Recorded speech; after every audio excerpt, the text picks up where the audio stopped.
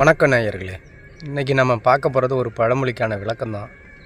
அந்த விளக்கத்துக்கு முன்னாடி மறுபடியும் நாம் ஒரு முறை இந்த பழமொழியை பார்த்துடலாம். எலி வலையானாலும் தனி வலையாக வேண்டும். இதுதான் இந்த பழமொழி.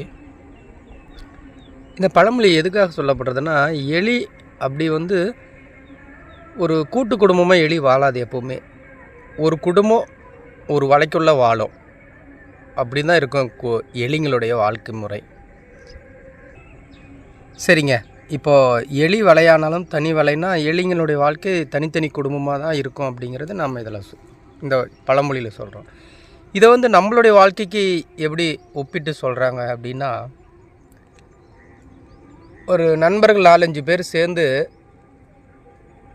தொழில் தொடங்கலாம் அப்படின்னு நினைப்பாங்க. அதை அந்த நண்பர்கள் எல்லாருமே அவங்கவுங்க வீட்டில் போய் சொல்லுவாங்க. இந்த மாதிரி நாங்கள் இத்தனை பேர் சேர்ந்து ஒரு தொழில் தொடங்குகிறோம், அந்த தொழிலுக்காக ஒரு முதலீடு இவ்வளோ நாங்கள் திட்டமிட்டிருக்கோம், பணம் போடுறதுக்கு என் கையில் இவ்வளோ இருக்குது, நீங்களும் கொஞ்சம் எங்களுக்கு கொடுத்து உதவி பண்ணுங்க அப்படின்னு தன்னுடைய பெற்றோர்கள்கிட்ட பசங்க கேட்பாங்க. அப்படி கேட்கும் பொழுது ஒரு சில பெற்றோர்கள் உடனே ஒத்துக்க மாட்டாங்க. சரிங்க, அப்புறம் பார்க்கலாம், இது நான் அப்புறம் சொல்கிறேன் தம்பி அப்படின்னு சொல்லுவாங்க. சில பெற்றோர்கள் அதை பற்றி ரொம்ப தீவிரமாக யோசிப்பாங்க. என்ன தொழில், எப்போ, எப்படி, எந்த மாதிரி வியாபாரம், இது எல்லாமே கேட்பாங்க. அது நியாயம்தான், பெற்றோர்கள் கேட்குறது நியாயம்தான். ஏன்னா தன்னுடைய பிள்ளைகள் ஒரு தொழில் தொடங்குறாங்கன்னா அவங்க வாழ்க்கையில் இழப்புகளை சந்திச்சிடக்கூடாது, ரொம்ப பெரிய நட்டத்தில் போயிடக்கூடாது அவங்களுடைய தொழில் அப்படிங்கிறதுக்காக அவங்க அந்த மாதிரி யோசிப்பாங்க. அது நியாயம்தான்.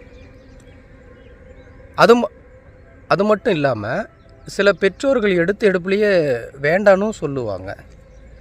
அப்படி வேண்டான்னு சொல்லும் பொழுது இந்த பசங்களுக்கு ரொம்ப மனசுக்கு வருத்தமாக இருக்கும். ஏன் வருத்தமாக இருக்கும் அப்படின்னா, அந்த தொழில் அவங்களுக்கு ஏற்கனவே தெரிஞ்சதாக இருக்கும். தனக்கு தெரிஞ்ச தொழிலில் நான் கூட்டாக சேர்ந்து நான் தொழில் பண்ணும்போது எனக்கு நல்ல ஒரு வருமானமும் தொழில் பெருக்கமும் என்னால் கொண்டுட்டு வர முடியும் அப்படின்னு அந்த பையன் ரொம்ப வாதாடுவான், கேட்பான். அப்படி இருந்தாலும் பையனுடைய அப்பா ஒத்துக்கிட்டால் அம்மா ஒத்துக்க மாட்டாங்க, அம்மா ஒத்துக்கிட்டால் அப்பா ஒத்துக்க மாட்டாங்க. இது எல்லா குடும்பத்துலையுமே நடக்கிற ஒரு நிகழ்வு தான். ஏன்னா 2 பேர்த்துக்குமே தன்னுடைய பிள்ளைகள் மீதும் தன்னுடைய பிள்ளைகள் முதலீடு செய்கிற அந்த தொழில் மீதும் ஒரு பயம். அந்த தொழில் மீது பயம் இல்லை, கூட்டாக சேர்ந்து செய்கிறாங்களே அப்படிங்கும் பொழுது அது சரி வருமா, எந்த அளவுக்கு அது சரி வரும் அப்படிங்கிறதுக்காக தான் அவங்க யோசிப்பாங்க. இதில் அந்த பையனுடைய அந்த வீட்டில் பெரியவங்க பாட்டியோ தாத்தாவோ இருந்தாங்கன்னா அவங்கக்கிட்ட இந்த தொழிலை பற்றி சொல்லும் பொழுது அவங்க சொல்கிற ஒரு விஷயம் என்ன தெரியுமா சொல்லிவிடுவாங்க, வேணாம்பா நீ பண்ணுறதுனா தனியாக ஒத்தையாளாக கூட பண்ணிவிடு, எலி வேலைன்னாலும் தனி வேலையாக தான் இருக்கணும், அதுதான் சரி வரும், நஷ்டமோ லாபமோ நீ உனக்கு தனியாக நீயே சந்திச்சினா தான் உன்னுடைய வாழ்க்கையில் அது சரியாக இருக்கும், நீ நிறைய தொழில் கற்றுக்க முடியும், வியாபாரத்தையும் கற்றுக்க முடியும் அப்படின்னு சொல்லுவாங்க.